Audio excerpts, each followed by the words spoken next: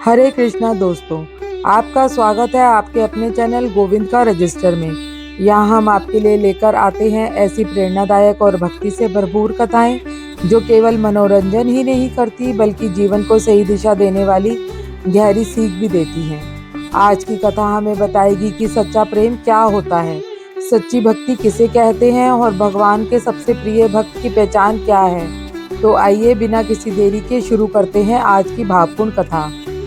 एक बार भगवान श्री कृष्ण की नगरी द्वारका में एक अत्यंत सुंदर लीला घटी। देवी रुक्मिणी जी भगवान श्री कृष्ण की अनन्य सेविका थी। वह दिन रात पूरे मन, प्रेम और श्रद्धा से प्रभु की सेवा करती थी। फिर भी उन्होंने एक बात कई बार अनुभव की। जब भी भगवान श्री कृष्ण विश्राम करते या गहरी भावावस्था में होते तो उनके अधरों से अनायास केवल एक ही नाम निकलता, राधा राधा।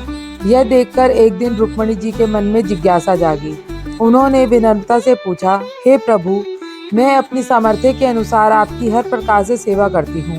पूरी द्वारका आपकी भक्ति में लीन है, फिर भी आपके हृदय में राधा जी का स्थान सबसे ऊंचा क्यों है? उनके प्रेम में ऐसी कौन सी विशेषता है जो हम सब में नहीं है? भगवान श्री कृष्ण मुस्कुराए और बोले, देवी, इसका उत्तर तुम्हें समय आने पर स्वयं मिल जाएगा। अगले ही दिन भगवान ने अपनी अद्भुत लीला रची। उन्होंने सिरदर्द होने का अभिनय किया। श्री कृष्ण को पीड़ा में देखकर पूरा राजमहल चिंतित हो उठा। रुक्मिणी जी ने तुरंत वैदराज को बुलवाया। वैदराज ने प्रभु की नाड़ी देखी और कुछ देर मौन रहने के बाद कहा, इस रोग का उपचार सामान्य औषधि से नहीं होगा। यदि कोई ऐसा भक्त जो भगवान से परम प्रेम करता हो अपने चरणों की धूल दे दे तो वह प्रभु को अर्पित कर दी जाए, तभी इनका सिरदर्द दूर होगा। यह सुनते ही रुक्मिणी जी गहरे विचार में पड़ गई। उनके मन में शास्त्रों की मर्यादा घूमने लगी। उन्होंने सोचा, अपने चरणों की धूल भगवान को देना तो बहुत बड़ा अपराध है। ऐसा करने से तो मुझे महापाप लगेगा और नरक की प्राप्ति होगी। यही विचार द्वारका के अन्य भक्तों के मन में भी आया। सभी भगवान से प्रेम तो करते थे, लेकिन किसी ने भी अपने चरणों की धूल देने का साहस नहीं किया। तब भगवान श्री कृष्ण ने उद्धव जी को बरसाना भेजा। उद्धव जी तुरंत राधा जी के पास पहुंचे और बोले, राधे, श्री कृष्ण अत्यंत पीड़ा में हैं। वैदराज ने कहा है कि यदि किसी सच्चे भक्त के चरणों की धूल उन्हें मिल जाए तभी उनका सिरदर्द ठीक होगा। इतना सुनना था कि राधा जी ने एक पल का भी विलंब नहीं किया। उन्होंने तुरंत अपने चरणों की धूल एकत्र की, उसे एक स्वच्छ कपड़े में बांधा और उद्धव जी के हाथों में रख दिया।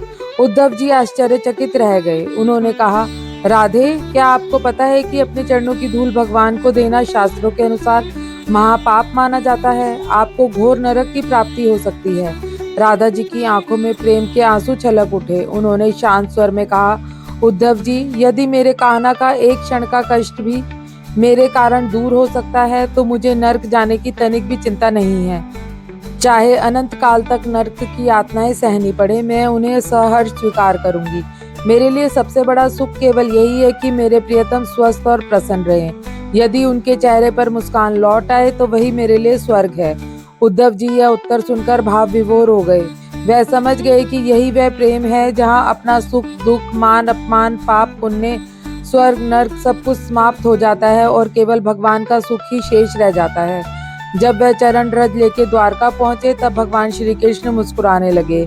उन्होंने रुक्मिणी जी की ओर देखा। रुक्मिणी जी अब सब समझ चुकी थी। उन्होंने विनम्र होकर स्वीकार किया कि उनका प्रेम सेवा और मर्यादा से भरा हुआ था, लेकिन राधा जी का प्रेम पूर्ण समर्पण और निष्काम भक्ति का सर्वोच्च स्वरूप था। भगवान श्री कृष्ण ने प्रेम पूर्वक कहा, जिस प्रेम में अपने लिए कुछ भी शेष न रहे और केवल प्रिय का सुख ही उद्देश्य बन जाए, वही प्रेम मुझे सबसे अधिक प्रिय है। यही राधा का प्रेम है, यही सच्ची भक्ति है। भक्तों, यदि आपको यह भावपूर्ण कथा अच्छी लगी हो और इससे आपके हृदय में भगवान श्री कृष्ण तथा राधा रानी के प्रति प्रेम और श्रद्धा बढ़ी हो तो कृपया कमेंट में राधे राधे या हरे कृष्णा अवश्य लिखें। वीडियो को लाइक करें, अपने परिवार और मित्रों के साथ शेयर करें और ऐसी ही भक्ति से भरी कथाएं सुनने के लिए हमारे चैनल गोविंद का रजिस्टर को सब्सक्राइब करना ना भूलें।